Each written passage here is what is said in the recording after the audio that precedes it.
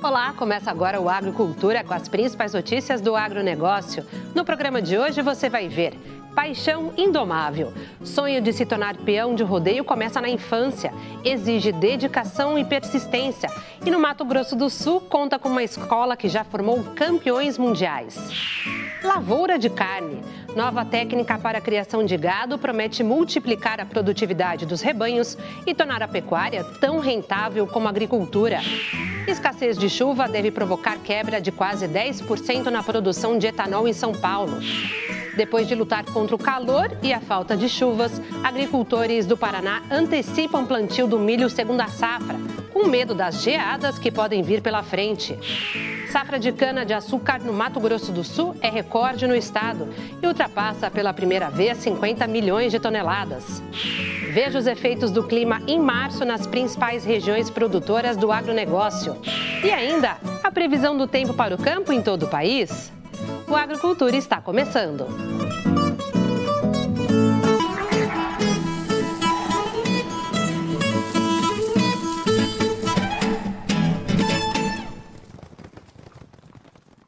Vamos conhecer agora a história de um peão que transformou sua paixão pelo rodeio em missão para inspirar talentos em Dourados, no Mato Grosso do Sul.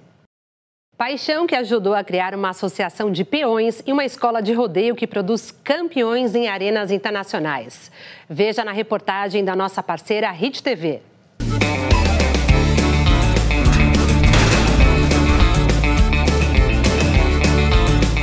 Coragem, fé e pés firmes no chão do rodeio. Por trás dessas grades, sonhos e histórias se revelam, como a de Célio França, fundador da Associação dos Amigos Peões de Montaria, mais conhecida como Escolinha de Peões. O local pode ser simples, mas para os amantes do rodeio é um verdadeiro santuário.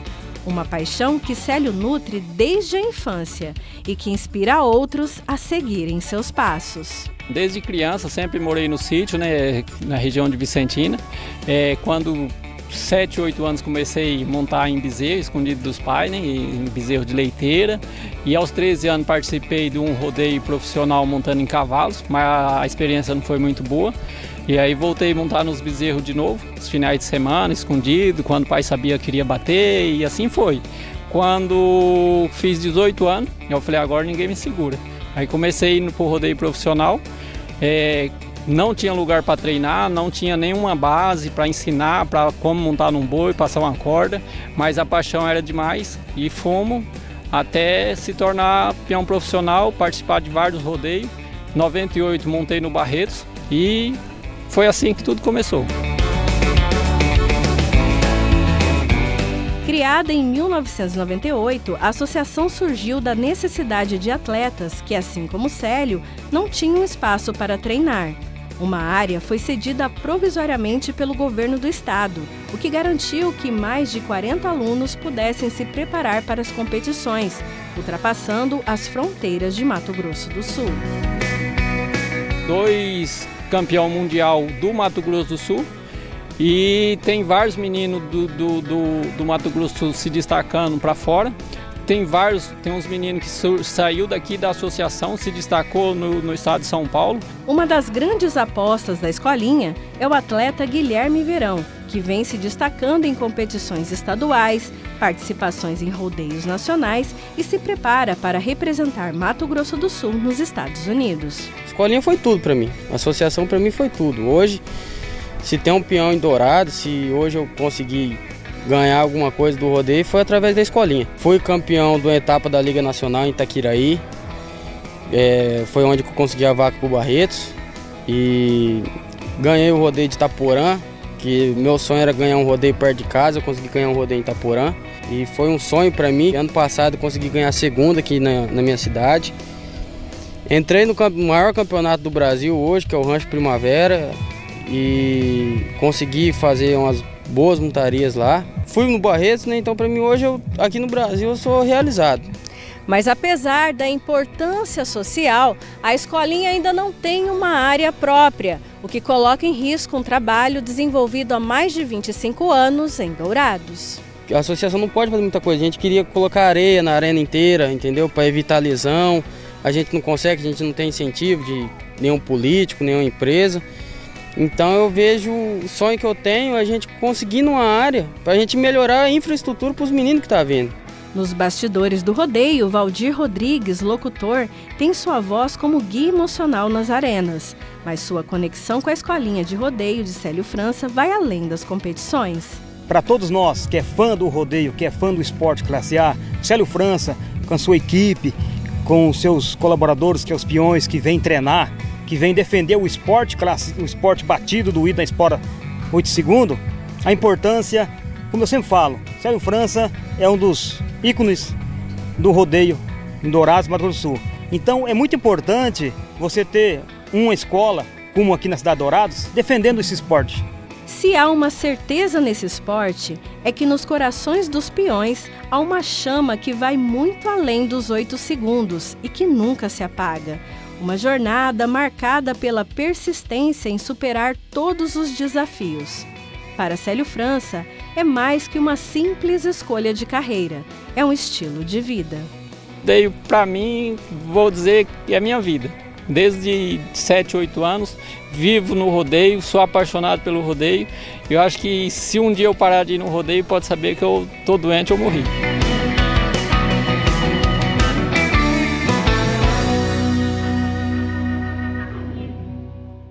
E veja a seguir no Agrocultura. Clima afetou a safra de cana em São Paulo e usinas vão produzir menos etanol e açúcar este ano.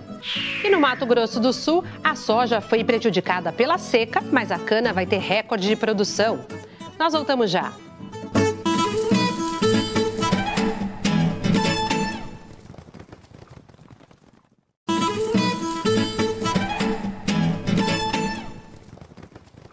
Confira agora as principais notícias do campo. Menos cana em São Paulo, mais cana em Mato Grosso do Sul.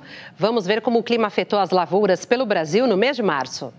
Aqui no Rio Grande do Sul, o acumulado de chuva ficou entre 60 e 210 milímetros. 3% da área de soja projetada foi colhida. Segundo os dados divulgados pela Emater, a porcentagem pequena é devido ao estado gaúcho ter apresentado uma semeadura mais tardia.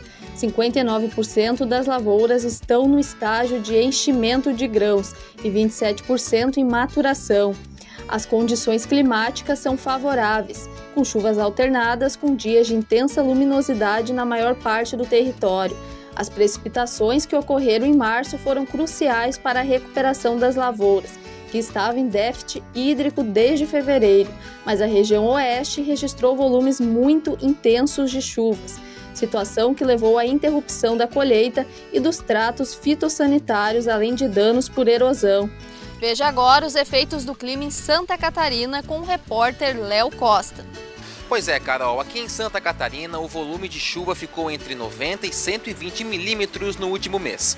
E os dias de sol favoreceram o avanço da colheita do arroz, que já alcançou 75% da área semeada, e a qualidade colhida é considerada boa.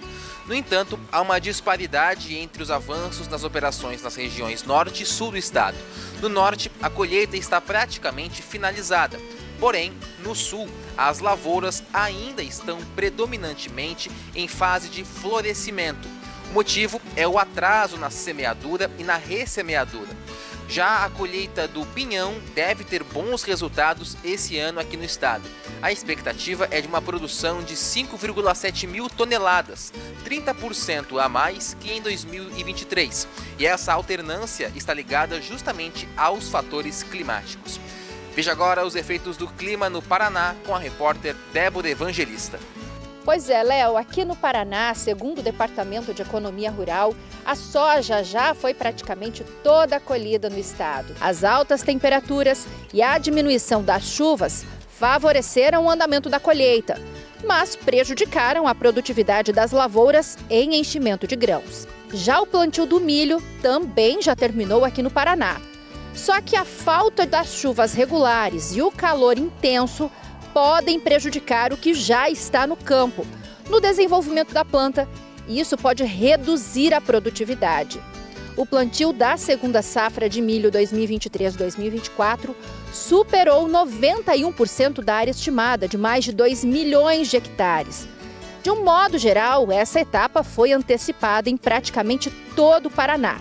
Com isso, os riscos com as temperaturas mais baixas ou geadas ao final do ciclo ficam mais reduzidos, principalmente aqui no oeste, que é mais suscetível a isso.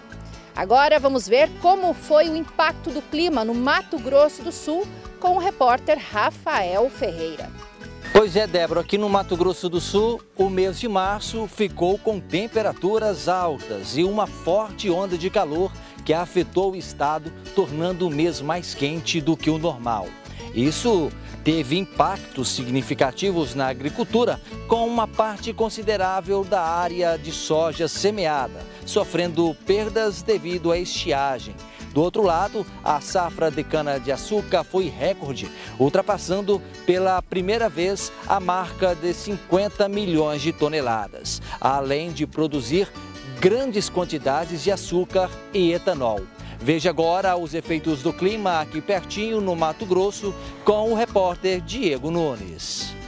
Pois é, Rafael, aqui em Mato Grosso, o clima adverso que prejudicou as lavouras de soja na primeira safra também está comprometendo as plantações de milho na segunda safra. Na região médio-norte do estado, até mesmo quem plantou o cereal dentro de uma janela favorável já está contabilizando o impacto da falta de chuvas no milharal. Por lá, há agricultores com perdas de até 50% da área devido à estiagem prolongada. Em Nova Mutum, que fica a 241 quilômetros de Cuiabá, há propriedades que não receberam chuvas em março e o milho que estava na lavoura sofreu com a falta de água. No município, foram cultivados pouco mais de 330 mil hectares com o cereal. Aqui nos municípios do Centro-Oeste Paulista, os radares do IPMET, o Instituto ligado ao Unesp, registraram em março um volume de chuva que variou de 120 a 200 milímetros, dentro da média esperada para o período. Já a média da temperatura máxima ficou na casa dos 32 graus, a maior já registrada para o mês desde o início deste século. No campo, a safra 2024-2025 da cana-de-açúcar começou oficialmente neste mês de abril e a colheita está a todo vapor. Mas, segundo a previsão do Instituto Data Agro, a moagem deverá recuar quase 10% na comparação com a safra anterior. De acordo com a consultoria, as chuvas acumuladas entre outubro do ano passado e março deste ano ficaram mais de 20% abaixo da média histórica para o período, o que prejudicou o desenvolvimento da cultura. A expectativa é que tenha um recuo de quase 5% na produção de açúcar e de 9% na do etanol. Veja agora os efeitos do clima na região central paulista com o repórter Chico Lourenço. Olá, Júlio. Aqui na região de Araraquara, as condições climáticas desfavoráveis, com altas temperaturas em março, impactaram principalmente a lavoura de café, com perdas de mudas e também redução de produtividade. Para o produtor que trabalha com o sistema de agricultura ecológica, os efeitos do clima foram bem menos impactantes. Produtores de hortaliças também precisaram intensificar o uso de sistemas de irrigação. Aqui na região central do estado, muitos produtores estão adotando o cultivo hidropônico como solução para combater as mudanças climáticas com o uso mais racional da água. Na produção de laranja, as altas temperaturas também contribuíram para perdas de plantas e impactaram a produção em relação à expectativa inicial de produtividade na safra. A safra de laranja 2023-24 do Cinturão Citrícola de São Paulo e Minas encerrou com 307 milhões de caixas de 40 quilos, segundo o Fundecitrus. A produção registrou queda de 2,2% em comparação com a safra passada. Teve ainda o agravamento do green e a colheita mais acelerada nesta temporada, o que encurtou o período de desenvolvimento das laranjas, o que também acabou provocando um impacto negativo. Veja agora a previsão do tempo para o campo com Stael Cias da Metsul Meteorologia de São Leopoldo, no Rio Grande do Sul, especialmente para o Agrocultura. Olá, você que nos acompanha nesta edição do Agrocultura. A Agência Australiana de Meteorologia nesta semana decretou o fim do El Niño, porém não é consenso pela meteorologia mundial porque o critério da agência australiana é diferente de outros centros de meteorologia do planeta. Por exemplo, os Estados Unidos considera meio grau de temperatura acima da média por várias semanas consecutivas, que interferem na atmosfera e formam o El Niño. Já a agência australiana considera 0,8, ou seja, quase 1 grau de temperatura acima da média é necessário para que haja El Niño ou que tenha efeitos sobre a condição climática da Austrália. Portanto, eles têm um critério mais conservador que não é o mesmo utilizado pelo mundo inteiro e nem mesmo pelo Centro de Meteorologia aqui do Brasil, inclusive a Metsul. Portanto, essa não é ainda a nossa avaliação. O El Niño de fato está muito perto do fim, isso deve acontecer nas próximas semanas. Depois a gente passa por um período de neutralidade, que a gente já vem falando aqui no Agrocultura, e muito provavelmente, pelos dados mais recentes, é nos meses de inverno que devemos ter aí decretado oficialmente o início do fenômeno climático Laninha, o resfriamento que vai interferir, vai impactar o clima global no segundo semestre deste ano de 2024. A gente vai sentir os efeitos, falar deles também aqui na primavera e também no próximo verão. Falando desta semana, a gente vê um padrão já de outono e inverno se instalando, com uma redução da chuva aqui no centro do país. Vejam, praticamente não chove em Goiás, interior de Minas Gerais, São Paulo e mesmo no norte do Paraná. Então teremos um período mais seco aí pela frente. A Bahia, a região da Grande Salvador, teve muita chuva, reduz a instabilidade. E destacamos a zona de convergência intertropical ainda gerando muita chuva entre a região do Ceará, Piauí, Maranhão, também áreas do Pará e a região amazônica. E no sul do Brasil teremos nesta semana, um período mais úmido, com a instabilidade retornando mais forte. Terão vários momentos aí, episódios de chuva no dia 22, nessa segunda-feira, e depois mais para o final da semana, entre os dias 25 e 27, poderá voltar a chover forte, com previsão de maiores acumulados nas áreas produtoras que estão em plena safra, no norte e noroeste do Rio Grande do Sul e também parte do interior de Santa Catarina. E veja a seguir no Agrocultura, lavoura de carne, já ouviu falar? Conheça a nova técnica que multiplica a produtividade e os lucros da pecuária. Nós voltamos já.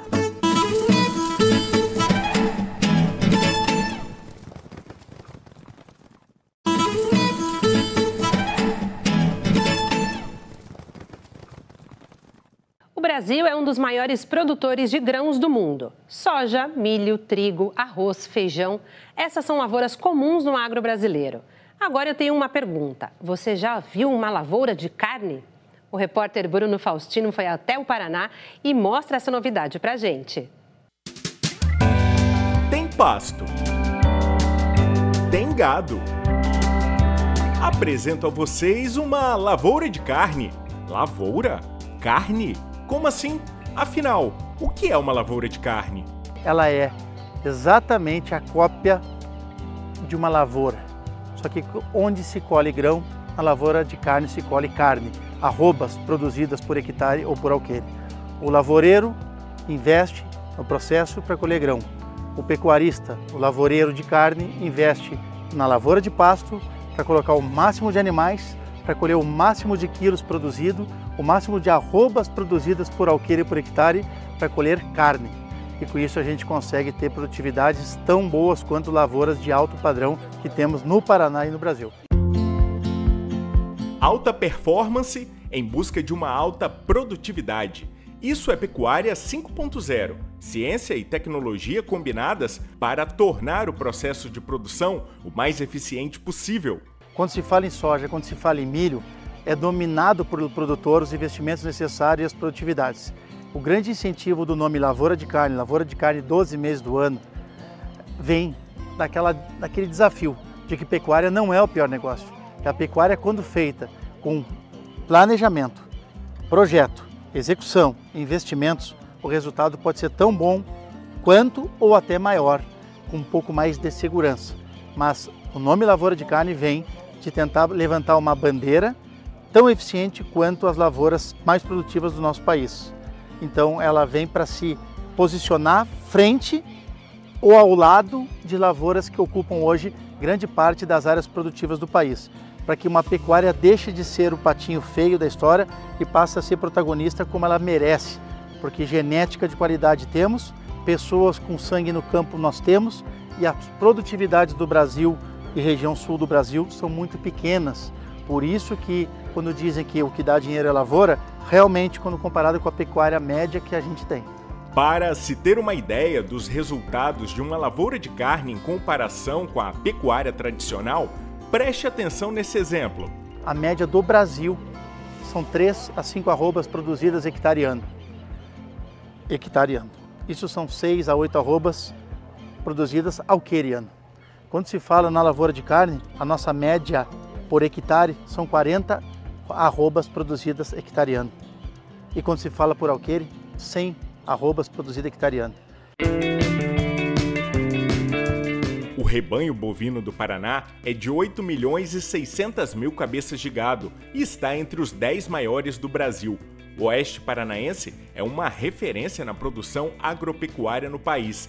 É a região que concentra grandes cooperativas voltadas para a produção de proteína animal. Nossa base de produção dos nossos cooperados, 75% deles têm até 50 hectares. São pequenas economias, né, que se estivesse trabalhando individualmente não teriam condições de agregar assim, renda e ter uma qualidade de vida boa dos seus cooperados. E através de uma cooperativa, né, bem gerida, aí, com a governança adequada, com o conselho de administração, o conselho fiscal, as lideranças de jovens, feminina e também de produtos, de serviços, né, a gente consegue fazer uma governança bem adequada e gerar resultados para os cooperados. Na questão ambiental também a gente nosso DNA, né?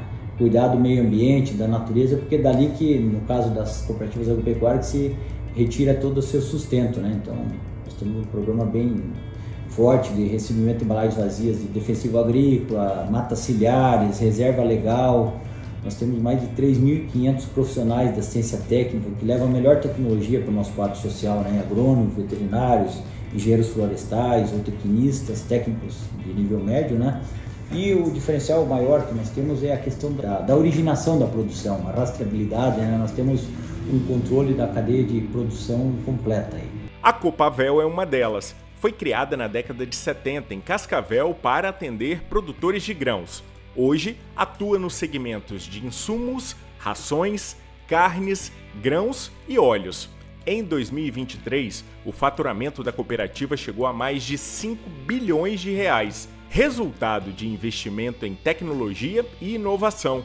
A lavoura de carne é uma das iniciativas. Hoje, a pecuária tem sempre as dificuldades de oscilação do preço da arroba, preço do leite, custo das matérias-primas que complementam a dieta das propriedades, mas assim, no contexto geral, a pecuária, quando levada na ponta da caneta, ela tem uma rentabilidade tão grande quanto a lavoura de soja ou até mesmo milho.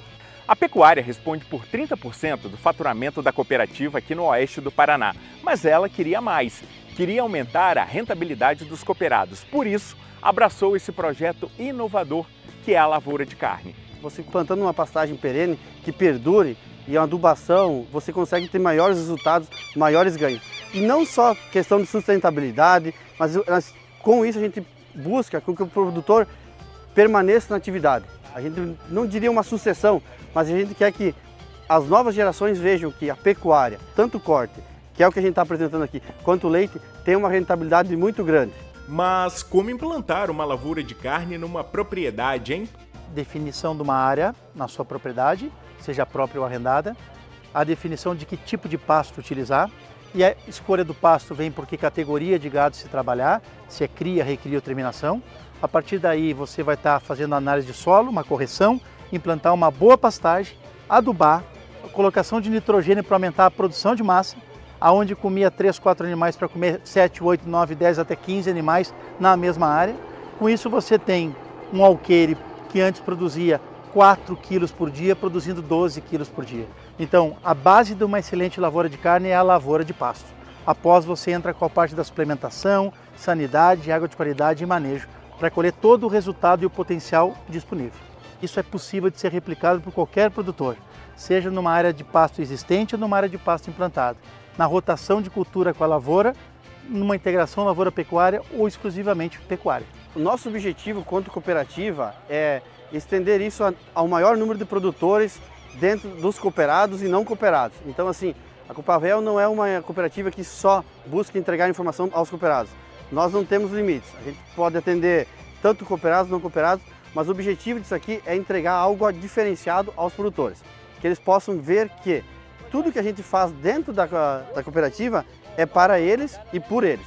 A pecuária mudou, o custo de produção aumentou, os valores das terras aumentaram, as oportunidades que a lavoura traz de arrendamentos se tornaram mais competitivos para a pecuária, ou seja, o produtor que não fizer algo diferente e buscar ser eficiente, dificilmente consiga se manter na atividade produzindo a média do que o Brasil produz. Pecuária é um negócio altamente responsivo ao investimento. Agora precisa planejamento e execução. O Agrocultura de hoje termina aqui. Obrigada pela sua companhia e até o próximo domingo às 10 horas da manhã. Uma ótima semana para todos.